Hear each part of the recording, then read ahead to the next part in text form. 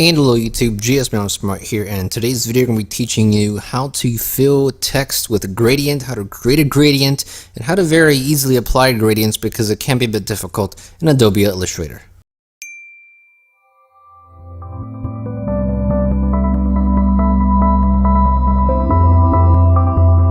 Hey everybody, GSmanimsmart here to another brand new video for tutorials with JS, and welcome back to another video. Glad to have you. If you happen to be new to the channel, new to any of my videos, I want to welcome you as well, and I encourage you to subscribe to the channel. Plenty of other Adobe tutorials regarding Illustrator, Photoshop, After Effects, Premiere Pro, video editing tutorials. We even have tutorials on some of the free software such as GIMP, Audacity, Windows Movie Maker, all kinds of cool stuff. So if you're interested in software, creative work, or tutorials, I encourage you to hit that subscribe button as well as that post notification bell so you can stay up to date with all the most recent videos. Now, one of the hard things to do in Illustrator, which is very unconventional and different from how you would usually apply gradients in any other Adobe product. In Photoshop, you grab your gradient tool, you drag, and it goes on. Even in free software like GIMP, you get your gradient tool, you drag, make a line, and it goes on your text. And very similar in a bunch of other Adobe products. However, in Illustrator, it's a bit different. And it has its advantages because it does allow you to work with different layering. So I'm going to go ahead and create some text real quick here. If you already have some text created, great. You do want to make sure when you add gradients, you want to have a bulky type of font. Otherwise, it'll be hard to see the gradient. So here we go. We have some text here. I got a pretty bulky font. Now, if you wanted to actually add a color to your text, you would just grab your select tool, your little black arrow here. Select your text, and you can very easily pick a color. And it's very easy also to change that color. You can double click over here, and you can easily change colors right here from changing your foreground color. If you wanted to go and delete the fill, you could very easily do that with this here too. However, if you wanted to go add a gradient, as you can see, I have a gradient selected here. If you were even to pick a different gradient, for example, this one here, or this one here, as you see, it doesn't work. Even if we were to get our gradient tool and try to drag it over, it doesn't work either. So it's a bit unconventional from the way we're used to doing it, and it just doesn't function the way we would expect it to function. So what you have to do is actually use the appearance panel.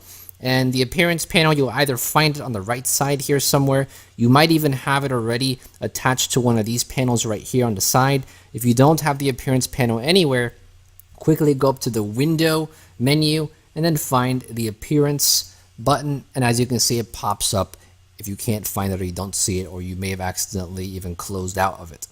In this appearance panel, this basically shows you everything that is showing up on your screen for that specific text. You have opacity here. You have your text here, and you can add several new things. So what we can actually do is come over here, these little lines here on the top right corner, and we can click Add New Fill. And with this new fill here, this is how you're going to actually add your gradient. You cannot use the left side here like you would usually do with just adding a regular color to your text. The gradient, we actually have to add a fill manually through the appearance panel. And now what you'll see here is that we can actually create our own gradients, or we can select a gradient. For example, if we press the little down arrow here, we can select a gradient that's already made for us. So for example, this one. And as you can see, now the gradient is actually here.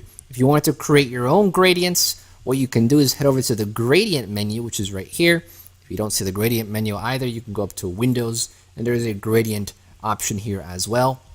If you want to create your own gradients, very easily you can change the colors by double clicking on these little triangles here on the very end, and you can select the color.